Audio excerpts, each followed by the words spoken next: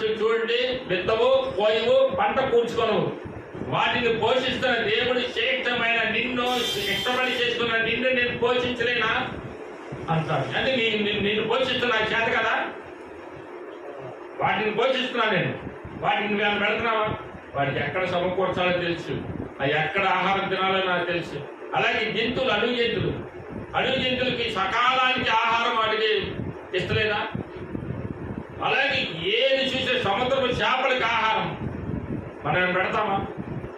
అదే చెప్తున్నాడు, వాటికి ఆహారం సకాలానికి నేను పెడుతున్నాను అంటాడు.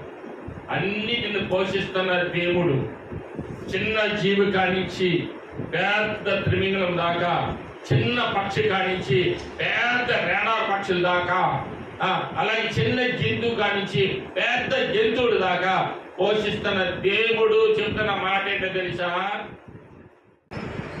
దేవుడు అదే అంటాడు, నా పిల్లలు నా మీద, నా గుండెల మీద తంతున్నారు.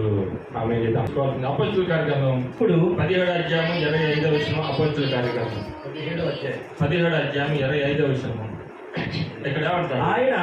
ఆయన అందరికీ జీవమును ఊపిరిని సమస్తమును దయచేవాడు కనుక దానికి ఏదైనాను కొదువై దేవుడికి ఏదైనా సరే కొదువై ఉన్నట్లు మనుషుల చేతులతో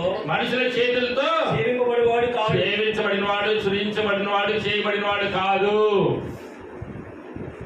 ఏమంటాడు? ఏదైనా సరే దేవుడికి కొదువైందని నువ్వు అనుకుంటాయేమో, అది తెచ్చి పెడతాం అనుకుంటున్నాయేమో. అన్నిటికీ జీవం అనుగ్రహించినవాడు, అన్నిటికీ ఆహారం అనుగ్రహించినవాడు, అన్నిటిని పోషిస్తున్నవాడు, అన్నిటిని చెలింపజేసిన వాడు, అన్నిటిని సృజించిన వాడు ఎలాంటి వాడో తెలుసా?